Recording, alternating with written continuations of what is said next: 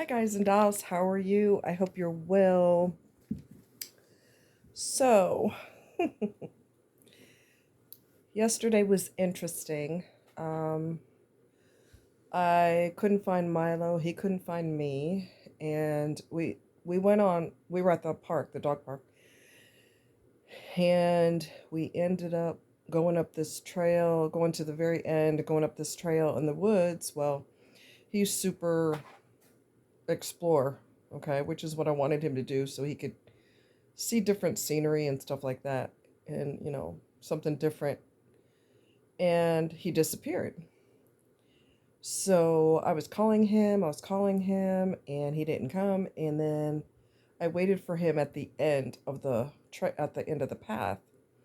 Well, he didn't come out that way either, and it's fenced in at the top. So there's but so many places he could be lost at because.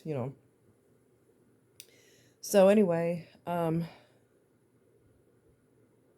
at the far end, I thought I saw him, but I also saw somebody walking near him, and I didn't want to act like I'm calling their dog, even though I'm not using their dog's name. That was him in retrospect. When I look back at it, that was him, but I didn't know that was him. I thought it might be someone else's dog, and I was trying to be careful. And so, um, my friend was in the parking lot, and he said, I think I hear him barking because he's got a loud, distinct bark. And when he's calling me, because we've been lost in the woods before, he was lost because I knew where the heck I was. Um, he was, I didn't recognize his bark at that particular park. I didn't recognize him. And I thought, oh, someone else brought their dog. I didn't recognize the bark because that was his panic bark. Mom, where the hell are you? Bark. Okay. I didn't recognize it. It was a panic bark. So anyway, he was demanding of me, calling me with his barking. And um, I decided to go ahead and go to the main part of the park, and I saw him. He ran to me like, Mom, where have you been? I was thinking all kinds of stuff when he was up in the woods. I was thinking, what if a mountain lion grabbed him? They grab animals, their prey, by the throat so they can silence them and to kill them quickly. He don't have time to scream. What the heck? I'm thinking all kinds of horrible stuff. And then we found each other, and all was well. So today, as a result of me walking, I'm pretty sure, um, this afternoon, I had severe pain. I have fibro, for those that don't know. Fibromyalgia is a chronic pain condition, in addition to chronic fatigue syndrome, in addition to myofascial pain syndrome, where my body is prone to muscle spasms. Okay, so this afternoon, I had severe pain in my lower abdomen, and it hurt so bad that it was hard for me to breathe. And when you're in a lot of pain, you hold your breath without realizing it. And I was holding my breath, and then I told myself, okay, breathe.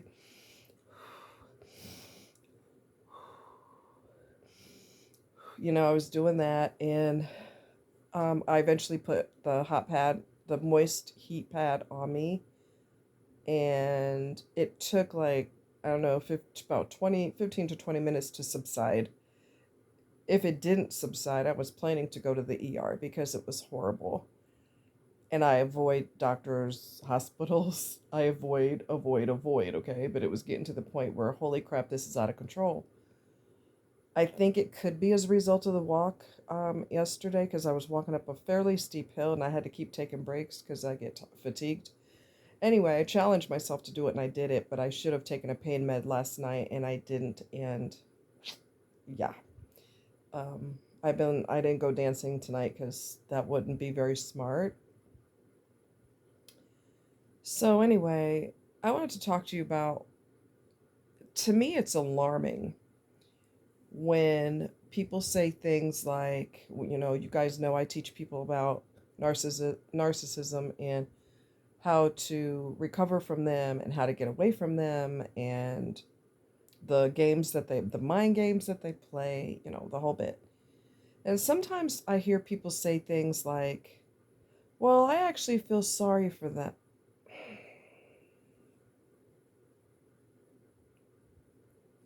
Are you kidding me? This person can destroy you mentally, physically, emotionally, financially, mentally, psychologically. Every lead that you have, they can destroy. Okay? They have pushed people to end themselves. And when you collapse to the ground and you're no longer here, they will step over your body and start flirting with somebody else right away, or start jumping into bed with the people that they've been cheating behind your back with. They will bankrupt you. They will physically be violent towards you. They will steal from you, lie, cheat, steal, put your life at risk by having sex with other people, which can give you HIV. Some people with HIV have given it to other people on purpose. And you feel sorry for that. You know what? If you feel sorry for them, that tells me that you need to get into therapy immediately and you need to stay there until you're much better, because right when you start, at this particular juncture, you're exhibiting signs of Stockholm syndrome, where you bond with the person who treats you terribly. And it's also a form of what is it called? Anyway, it's a form of Stockholm syndrome. It's frightening when I hear people say that. They know exactly what they're doing. They don't give a damn. They know what they're doing. They just don't give a damn. Okay? None of which they do, what they say, none of that is accidental. Everything is done with destruction and manipulation in mind. None of it is an accident. Okay? They know exactly what they're doing. And if they meet you, when they meet you, if they think that you have a huge heart, oh, it's game over. It's game over. They see you as a sucker. They see you as a sucker. So some of them have ended their partner's lives, usually when the woman becomes pregnant or when she wants to leave him, because his ego is crushed now, because you are going to leave him, and or you're going to leave her, and they are not down for that at all. They feel the ultimate rage, and they will fly into a rage, and they will destroy you, your house, your car, puncture the tires, bust out the windshield. I mean, these people are borderline, some of them are borderline psychotic, in addition to narcissistic. Why the hell would you feel sorry for someone like that? That doesn't make any sense. You need to get therapy immediately, because that's not good. Okay?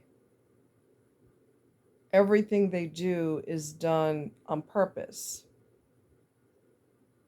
Everything is done on purpose. So don't feel sorry for them. Don't, do not feel sorry for them. This one lady said tonight, she said, someone was talking to her about narcissism, and she said, well, I'm glad I'm learning about this, but I'm determined to make it work with my children's father.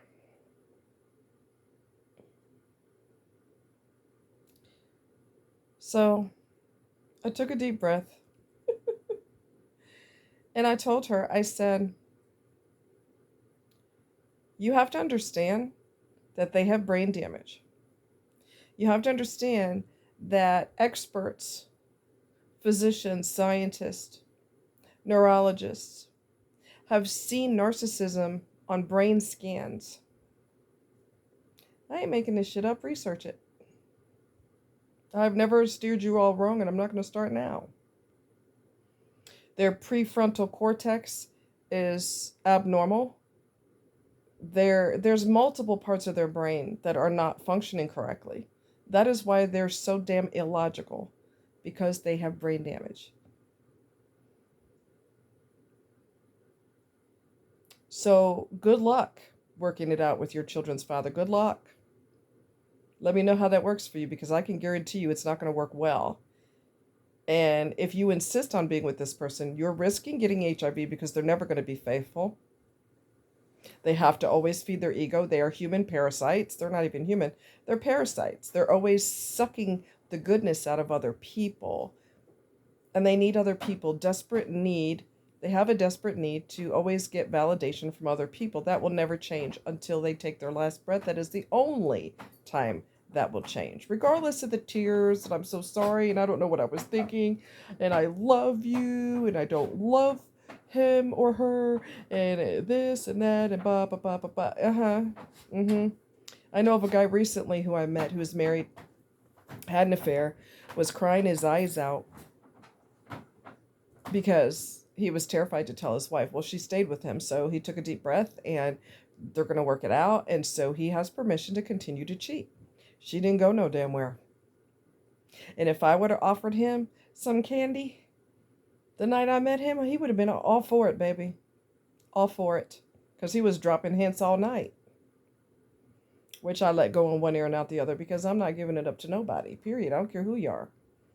Okay? So, I mean,